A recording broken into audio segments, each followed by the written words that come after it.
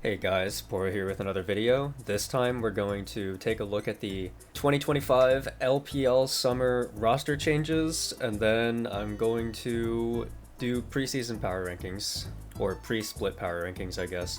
I was trying to delay this video until all of the changes are done. That's what I usually do, is that I don't do a roster change video until the rosters are actually all, announced. But LPL literally starts tomorrow. It starts like 17 hours from now or something, I think. Let me check the schedule. Yeah, it starts 15 hours from now. And the rosters are still not confirmed. Like, we don't, I mean, at this point I can probably like move these to, well, I'll leave them. I'll explain why. Yeah, LPL offseason has been insane. Teams are supposed to lock in their rosters by around now, but I don't know. I still haven't heard much on the official front. At this point, most of the stuff in green I just have to assume is blue, but, you know, we haven't heard an official announcement, so I don't know. But yeah, let's go through these rosters real quick. So, AL is supposedly keeping their core of 5. So here, teams that are supposedly keeping their core of 5. We'll start with that.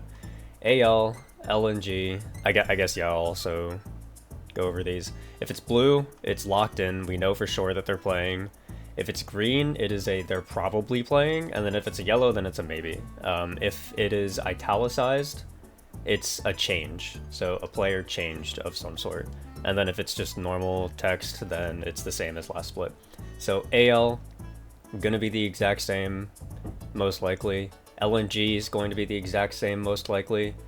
For those of you who weren't following the lower group, eventually LNG did decide to play LP over Photic, because Photic was not looking so hot. And WE is going to stay the exact same. Every other team, so that's 3 teams, every other team is changing something, which is like insane. Usually you don't see this level of change from a region like in the middle of the year, like just going from spring split to summer split, but here we are. So we'll go over the changes in alphabetical order. So BLG are most likely changing their jungler, so they're most likely getting rid of Beichuan, and they're going to, there's a rumor that they're going to replace Beichuan with Shadow. Shadow was the jungler for FPX. I think it's funny that like BLG just keep on swapping around their jungler. I guess first of all, I'll say that I don't agree that BLG should have swapped their jungler.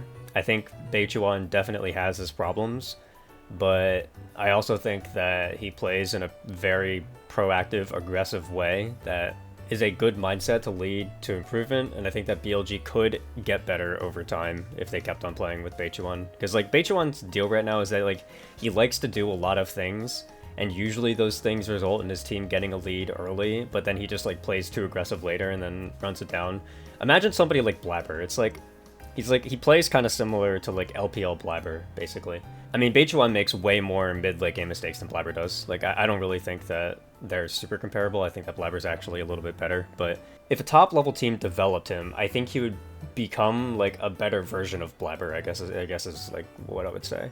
But I don't think BLG should have replaced him just yet. I would have liked to see them play with him for one more split to see if they can iron out some of his really bad insulator, and then take advantage of like the lane leads that they get with him. But they're replacing it with Shadow. For those of you who don't know, Shadow started in the LEC actually, or like started in EU.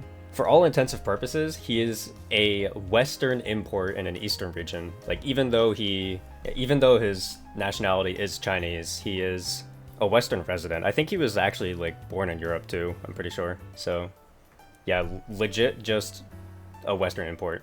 the first and only tier 1 Western import into an Eastern region. Actually, I don't know if that's true. It might not be true. I know that there were a few Western imports into like the LCK tier 2 scene. Like I know Malice did it.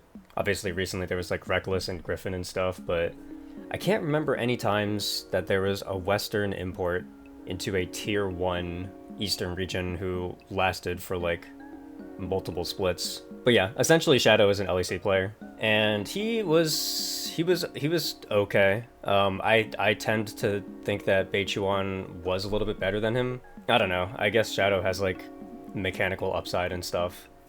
Like I like to think that my headcanon is that BLG chose him because he had a singular flashy Lee Sin play, and then BLG was like, holy shit, this is the solution to all of our problems. He had one Lee Sin pop off, and then now he's on the team.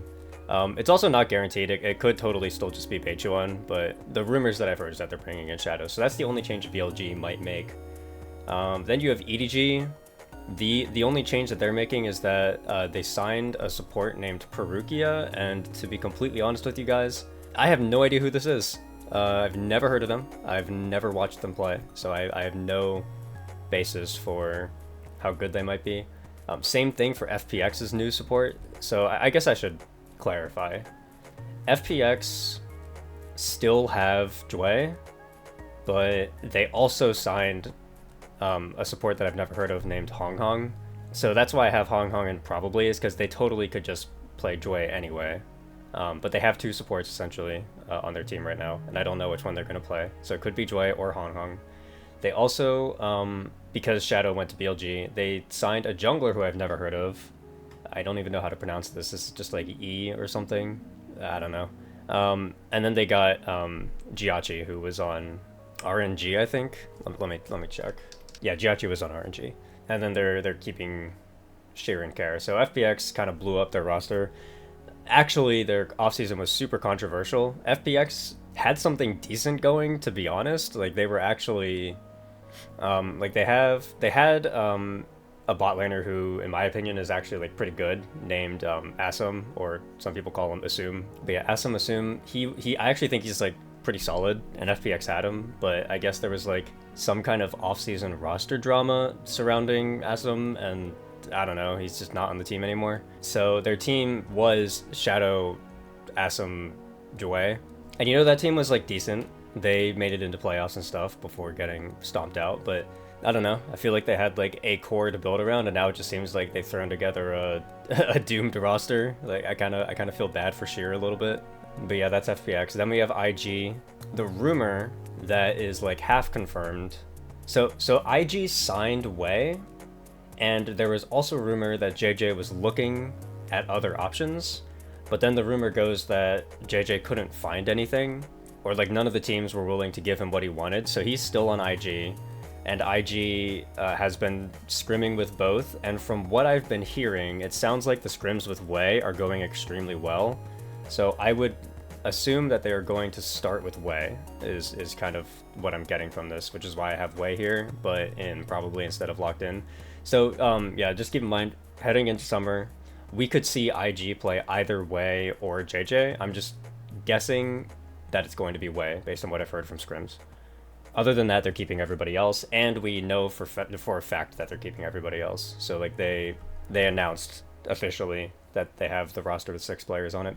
JDG are making 2 changes. So Ale is being replaced with Xiaoshu, who was on RNG, and then Missing is taking a step back and taking a split off, and he's being replaced by Wink.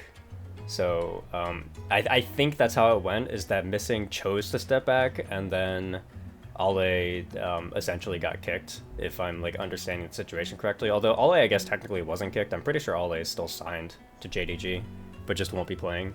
I don't know. Maybe there's a chance that we see Ale. Who knows? But we will definitely not be seeing Missing. I don't think Xiaoshu is that great.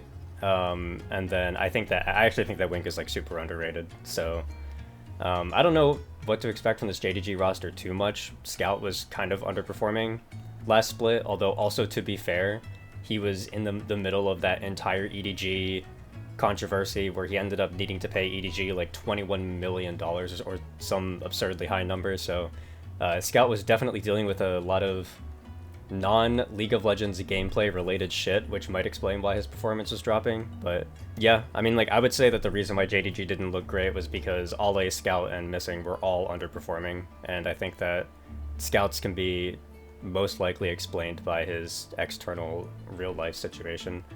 But yeah, so now we have this JDG roster that has seemingly 1 downgrade and a side grade, so we'll have to see how that goes. LGD... So Savior is actually just Xiaoye. This is literally just Xiaoye. Also, LGD, I guess, is technically another team who will probably be keeping their entire roster. That said, the reason why I have Saucy and Maybe is because I did hear some stuff floating around at some point that other teams were trying to scout Saucy, but I don't actually think that anything came from that, so it's most likely just going to be Saucy locked in here. LGD was like, they were okay. They were mediocre last split. LNG, they are also just keeping their same team. Again, they started with Fodic, but Fodic was pretty quickly replaced with LP when LNG started struggling. The only extra note I would make about LNG real quick is that Zika has actually just been really good the entire time. So the team has been struggling, but Zika has not been struggling. I still think Zika is one of the better top laners in this region.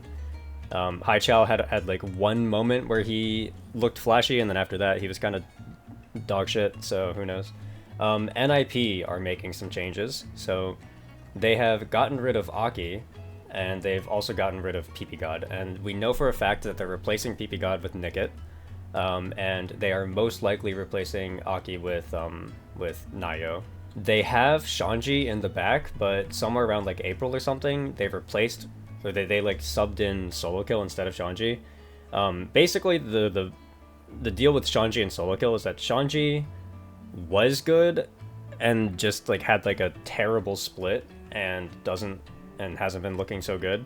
Solo Kill is quite possibly the best top laner we've ever seen come out of the PCS, but that said, he is still definitely one of the worst top laners in the LPL. Solo Kill's whole entire thing domestically was that he would pick like these like super volatile mechanical carries and would destroy everybody with them, and then he went to the LPL and got humbled real quick, and now he just plays like Sion and shit, so it's like yeah, I don't know, we'll have to see. Maybe Solo Kill will get better and he can start being flashy again, but for now he just looks like a bottom tier top laner, but I guess the team thinks he's more consistent than Shanji is right now. Top Esports initiated a trade with Weibo, so they traded Hong for Crisp.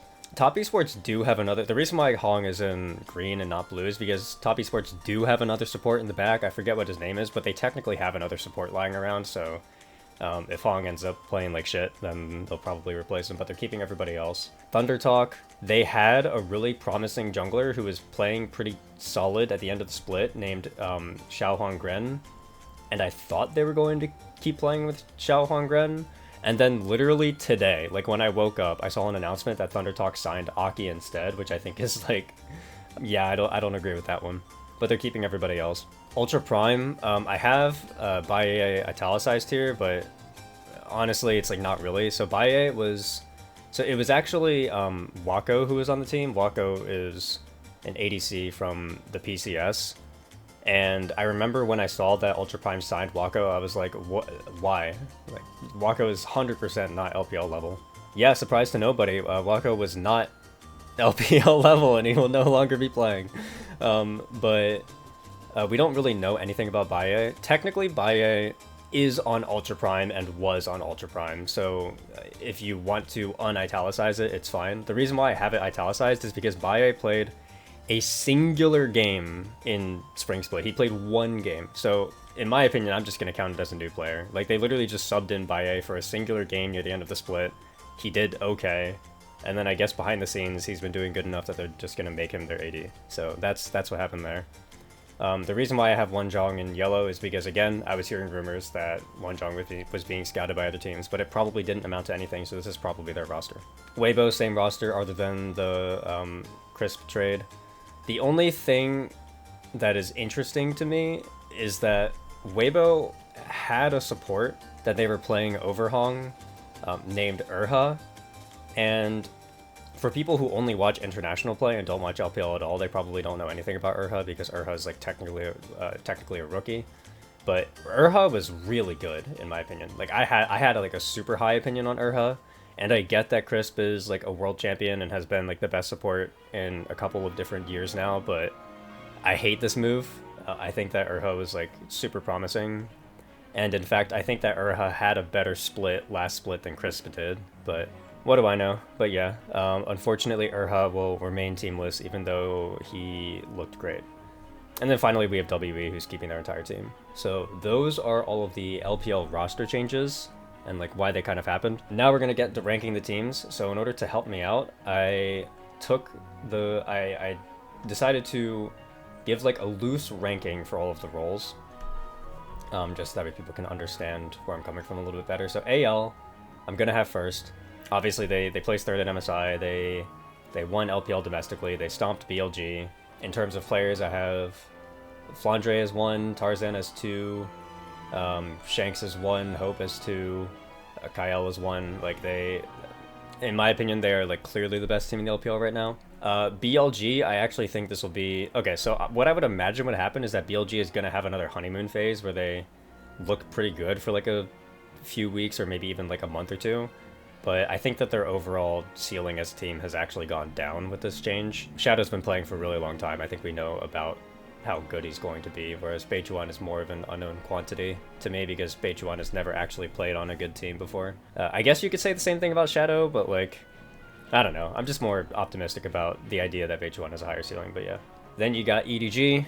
This roster is a little bit odd for me, so I think that ZDZ is not very good. I think that Zhao Hao is like fine.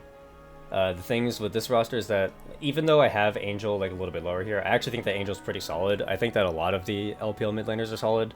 And then I tend to have a higher opinion of On than most people do. I think that On is really good. Now that said, I have no idea who this Perukia person is. Like I said, I've never seen them play, so I have a fat question mark for them. Then below that, FPX, so Sheer, Care. I mean, like, Jiachi wasn't that good. I have no knowledge about these people. Care is mechanically not very good, but I guess makes good decisions sometimes. Overall, I have a pretty low opinion of Care. And then Sheer is like, can be good sometimes, has a lot of potential. But yeah, I would put FPX below EDG. IG, I'm gonna move... They're either like, right now, like out of these 5 teams at least, they're either like here, or maybe I could see an argument for here. I'm gonna move them here. Like, domestically, we have no reason to think that IG would suddenly become better than BLG. I think if they play Wei, it's like a side grade to JJ. I know that Wei had like a disaster split on BLG, but I don't actually think that Wei is bad. I think that BLG were just kind of like boycotting him being on the team. In terms of things to know about this team, Mako has been insane, one of the best supports in the region. I have him top 2. Gala has been a monster all split. Gala is like actually just, he's been playing out of his mind. He's really good. Rookie has been having a super down split. He hasn't been bad by any means, but he hasn't been great either. So Rookie's like, he's kind of like a middle of the pack mid laner. And then the Shy has been playing better this split than he has been in past splits. So I don't think the Shy is like a top tier top laner or anything. I think I have the Shy like 4 and then Rookie maybe like 7 or something. Let me check. Yeah, so I have the Shy 4. I've got Rookie in 5. Although Rookie is playing worse than he usually does, and the Shy is playing better than he usually does. So yeah, I mean, I think if Rookie randomly gets his like top esports form back or something, I think IG could make a push for top 2. But right now, I don't have a reason to believe they'll be any better than BLG. Next is JDG, which I'll put like here.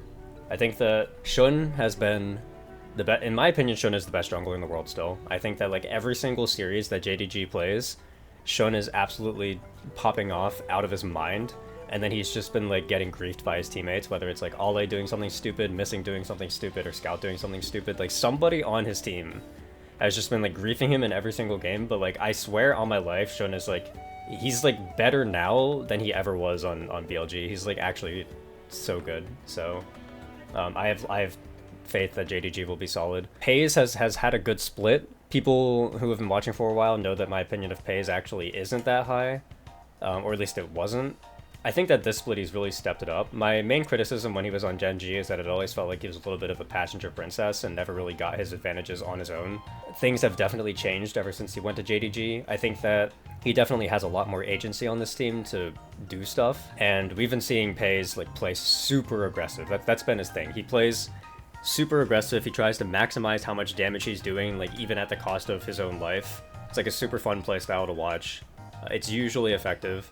Pays is by no means like super consistent or anything, but he's definitely been the second best player on this team, and I have high hopes for him.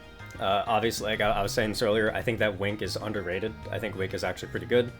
I don't get why JDG signed Xiaoshu. Maybe they see something in him that I don't, but I never thought that Xiaoshu was that good.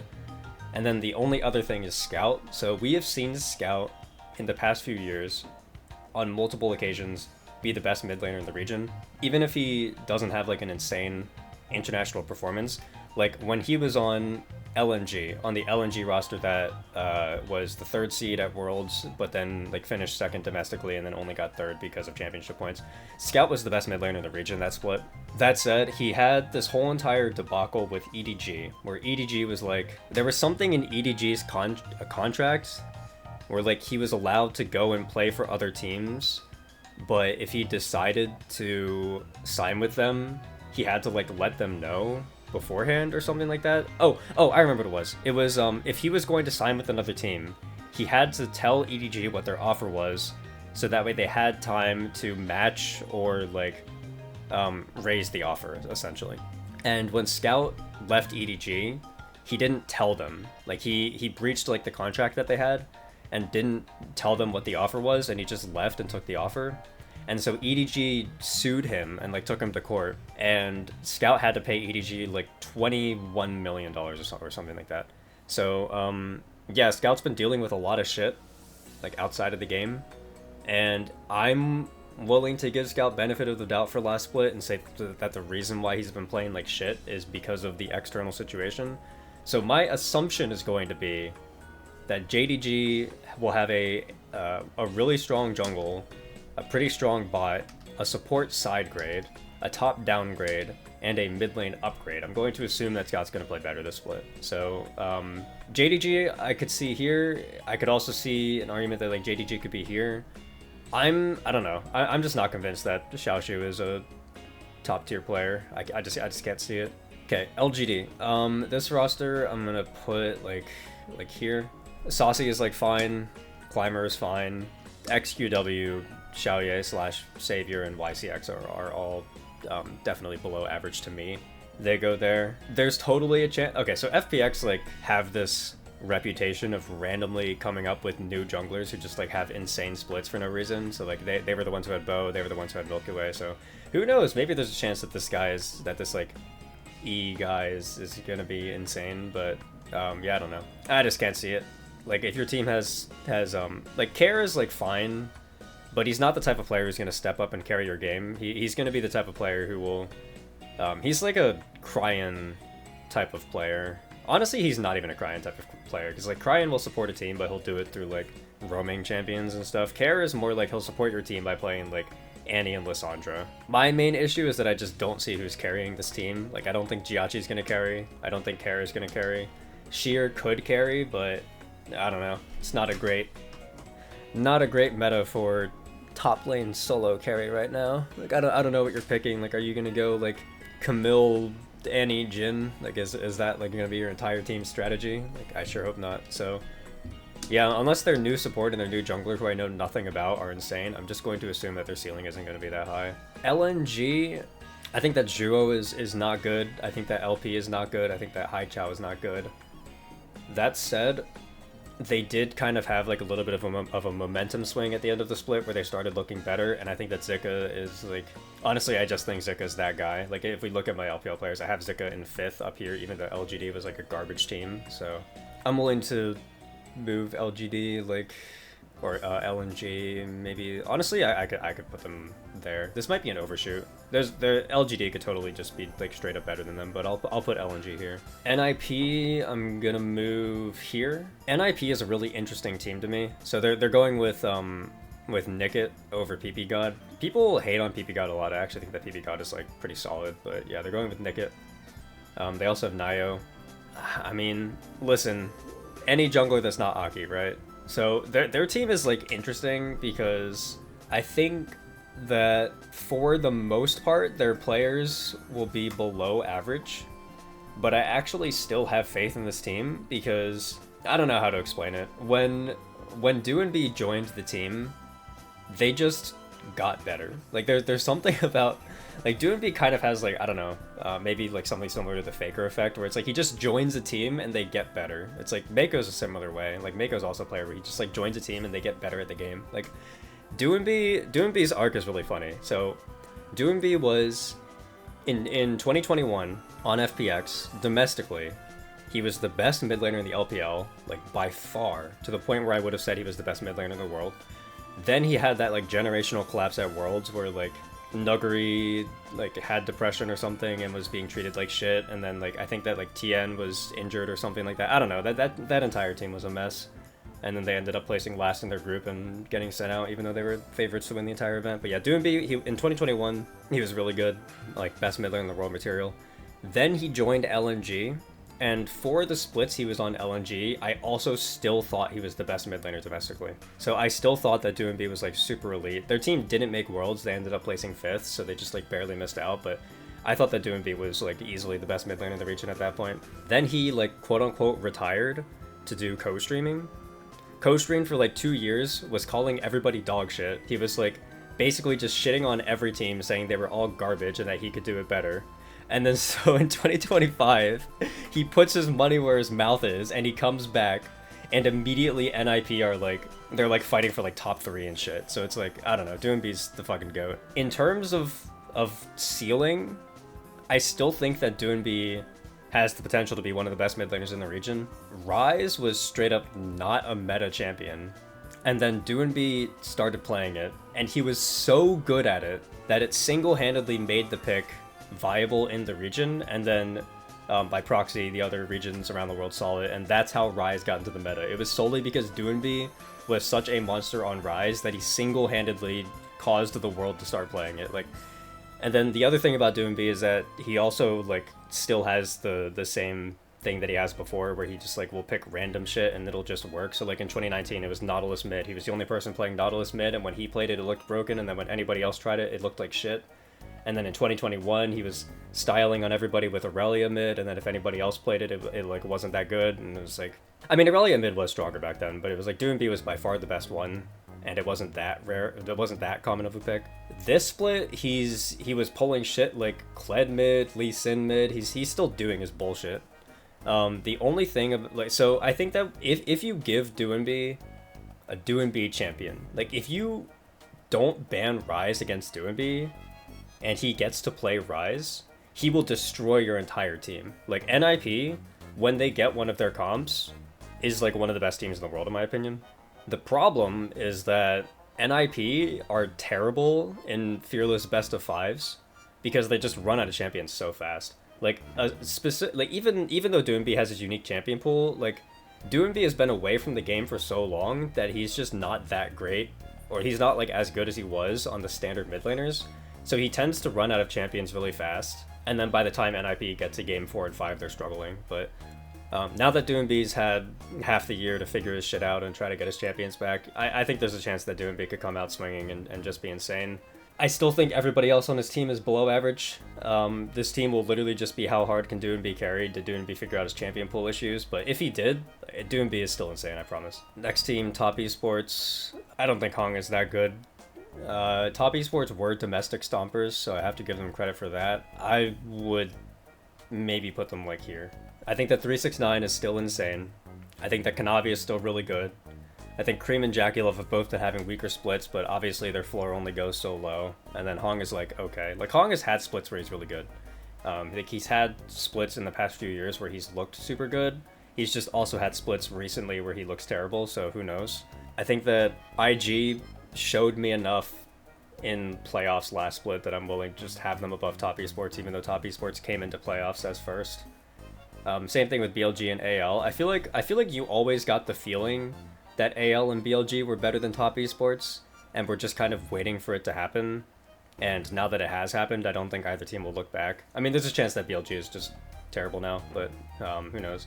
Yeah, BLG could like totally collapse and just be like the 5th, 6th best team or something. But yeah, I'll have Top Esports there for now. Thunder Talk, I think Aki over Xiaohuang Gren is a downgrade to me. It might be a side grade like right now, but I think that in the long run, it'll be a downgrade. Setab has been looking fine, but not good. The thing with Thunder Talk is that this core has been playing together for a decently long time now, and they make roster changes fairly slowly. So even when they do change players, they still have like a fairly consistent roster the entire time. They have been like slowly improving every split. They used to be shit, and then they stopped being shit, and then they had some splits where they actually started being like decent, and then they even had a period of time in winter where you were thinking that like maybe they could be like a top 4 team, and then it didn't end up happening. Then they like fell off hard. But basically the main thing to look out for with this team is that 1xN is really good. I think 1xN has potential to be one of the best bot laners in the world, and we just have to wait until he has a better team around him to find success, or wait until the Thunder Talk core figure it out and finally break through. I'm gonna put Thunder Talk like here probably. Again, I think that they're kind of in a similar situation to NIP where most of their players are below average, but they just seem to have something figured out as a team. Then we got Ultra Prime. This team, so One Jong is like kind of similar to Solo Kill, where he's like was a domestic stomper and then came to LPL and doesn't look good anymore. I think that One Jong is bad. I think that Junhao is like fine. I think that Saber is bad. I know nothing about Baye, and I think that Xiaoxia is not good. So yeah, I don't know. No hope for Ultra Prime. I'm not seeing it. I'm gonna keep them down here. I mean, like, they like barely scraped in the first place, so. Then we have Weibo. They grabbed Crisp. I think Crisp is a downgrade to Urha, but I think that Weibo will be fine. I guess the main things to point out for Weibo is that Breathe, Tien, and Light have all been looking a little bit worse than they usually do. In fact, I think you could even say that Breathe has been looking way worse than he usually does. You have to put that into context. Like, yes, Breathe is looking way worse than he usually does, but he's still better than top laners like ZDZ or One Jong or Solo Kill and stuff. Like, he's not shit. Like, he's playing worse than usual, but he's not shit or anything. Same thing with Tien and Light. I think that there's a lot of people who will over-exaggerate how bad Breathe, Tien, and Light's splits have been, but they've certainly not been good. Xiaohu has been playing really well. At least at times he has been. But yeah, Xiaohu's been the main driving force behind this team, at least last split, so I don't know. Weibo looked like decent in playoffs. I guess I'll put them like here. I'll have them here. I do think Crisp is just a downgrade.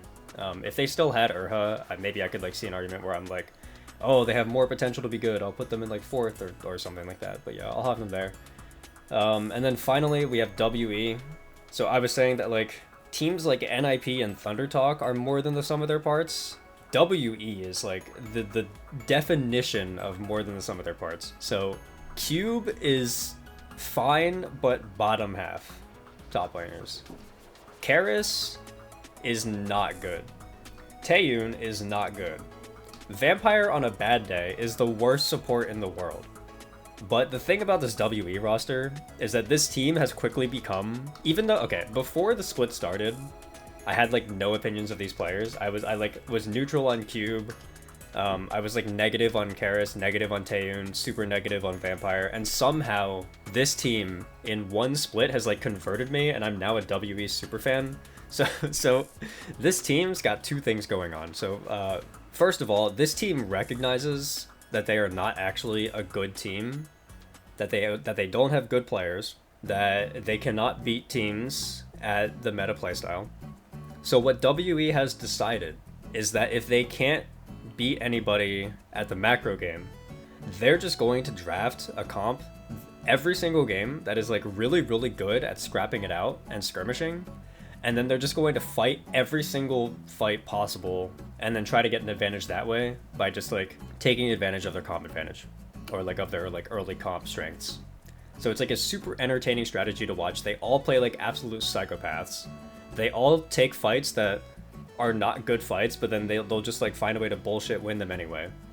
And WE's strategy was like so effective that they came into playoffs being like the 10th place team or something, and then they 3-0'd JDG and Top Esports, which was like hilarious to think about. It's like, imagine being PaYS and then just being like, yeah, I was on the #1 team in the LCK and I'm losing to Karis and Taeyun, who were like on bottom feeder teams that missed playoffs. It's like, it's just a funny visual. But yeah, so WE, greater than the sum of their parts, has like a super scrappy play style, the most aggressive team in the LPL, most aggressive team in the world in my opinion, probably. The other thing about this team is that they have the greatest player of all time on their team, Monkey. So Monkey had like a miracle, insane rookie split. This guy is the most psychotic player I have ever seen in my entire life. Like, the things he does in game are like borderline griefing, but then every single play just works somehow. Like, I can't explain it. He just like, he goes for a play and I look at it and I'm like, that is the worst play I've ever seen.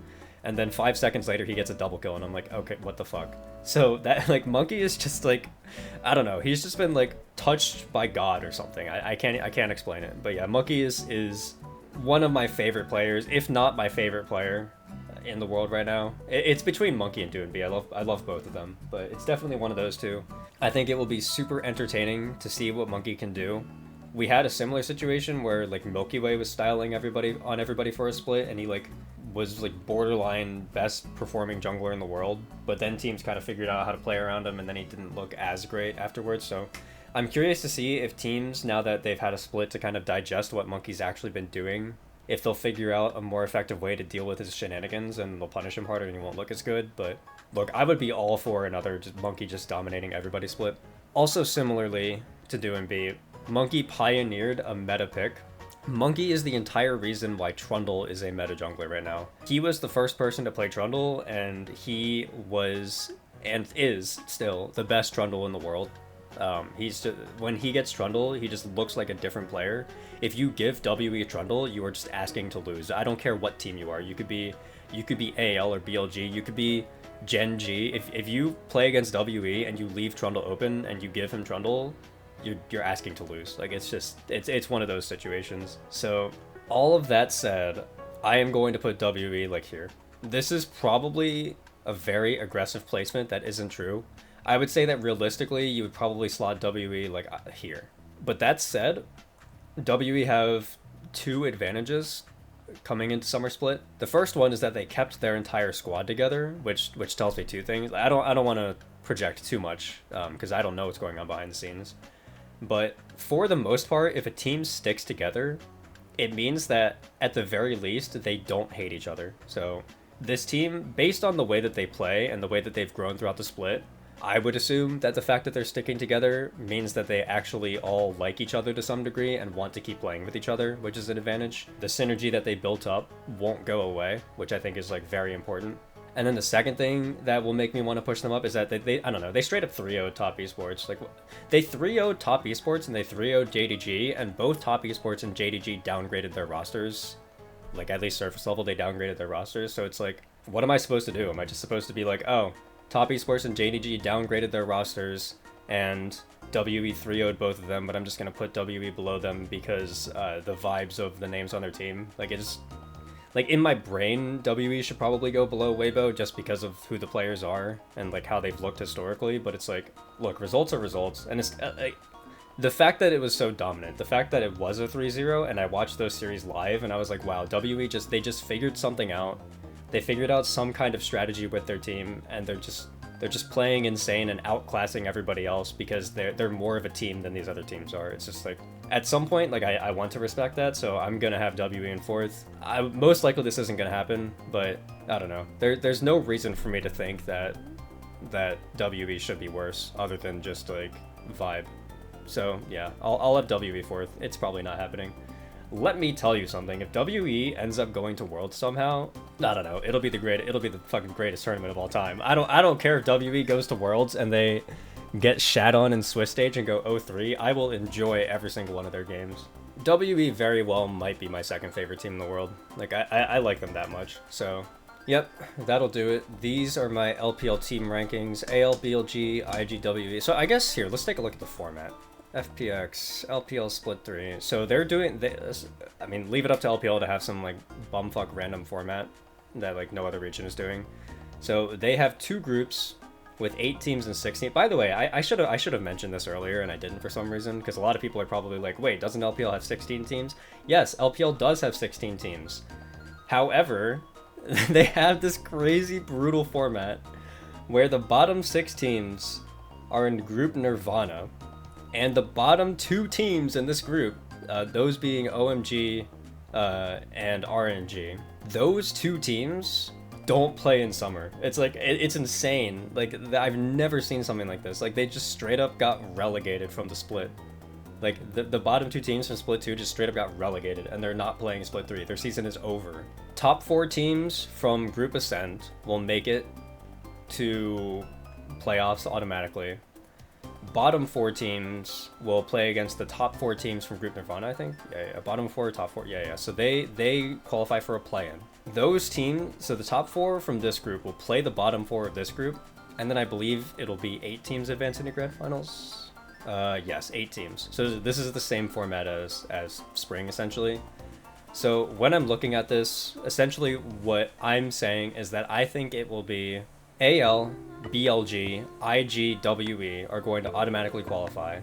And then JDG, Top Esports, FPX, Weibo will drop down and they'll play against NIP, TT, LNG, and EDG, I think is what I have, right? Yeah. So it'll be Ultra Prime and LGD, who I think get dropped out of this group. And then I think whichever one of these teams plays against FPX will probably just go to playoffs. And then the other 3 teams will likely just lose.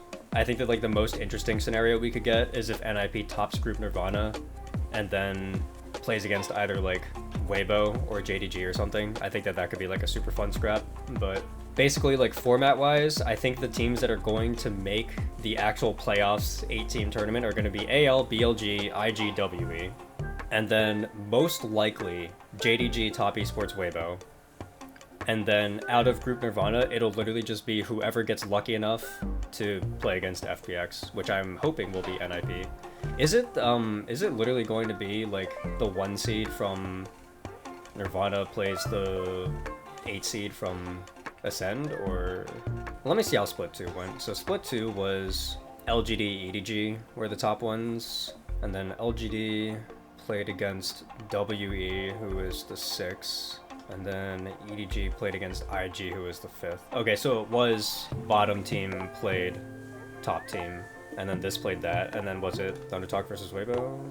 Yeah, it was Thunder. Okay. So if Summer works the same way, then the way that I think it's going to swing is that NIP will top this group, and then they'll play against FPX, who bottoms this group, and then NIP should beat FPX. So if I had to take a guess, I would say the 8 teams that make it are going to be these 7, and then NIP would be what I would say. So yeah, here we go. That's LPL. LPL roster changes and my power rankings. Okay, bye.